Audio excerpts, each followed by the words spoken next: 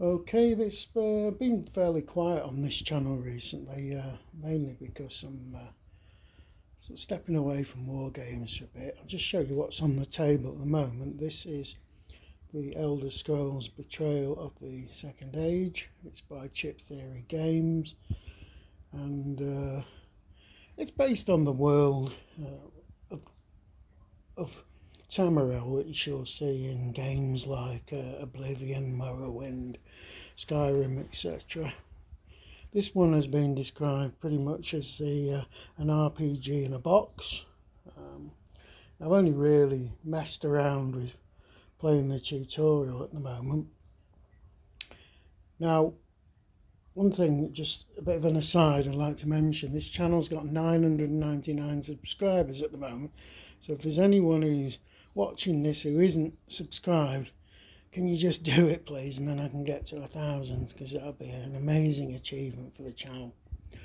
Anyway, if we go back to this game, we'll just give a very quick introduction on the game. I don't know if many of you are familiar with Chip Theory Games.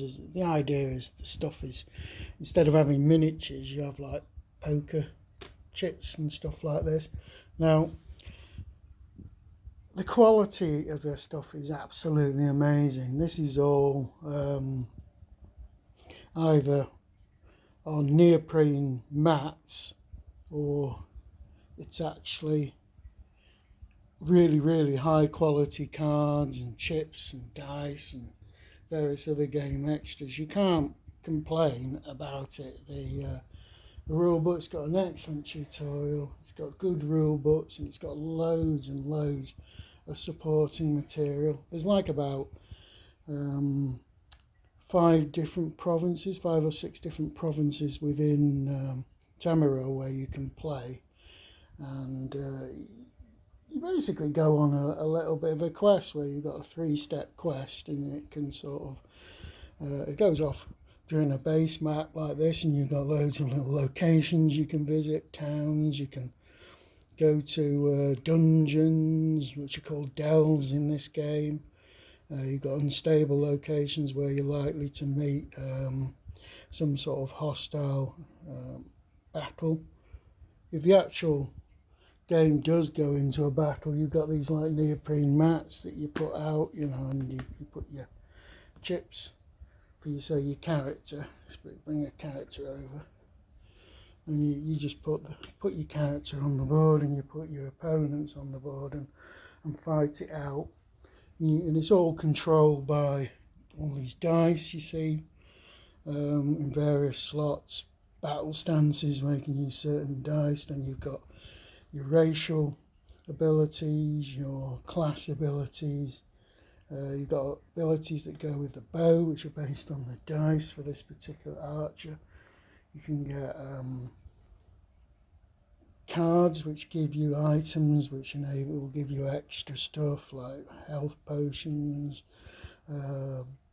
boost to various weapons, etc.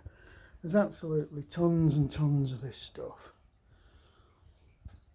The monsters themselves are chits again, and they come in 4 sizes: 1, 5, 10 and 20 strength. So there's one like that, and that would have 7 strength, and it's got various abilities. You've got all your dice. Each different class has a different set of dice. You have your base dice, which are 1s, and then you use type 2, type 3, type 4 dice, where they get stronger and stronger, giving you more and more abilities. If we look at the actual rule book itself, nicely spiral bound. I love spiral bound rule books. It's got an index, it's got a table of contents, it's loads and loads of tables and coloured examples of everything. It's not walls of dense text or anything. Very good. You've got this massive tutorial book that takes you through the first 3 days of a sorry, we've got a cat invading here. First 3 days of a campaign. You've also got your support booklets for the particular areas. This gives you all your locations and all the different things that can happen. Because when you're in a town, you can buy stuff from the market, you can train up in skills, you can go and pick up quests.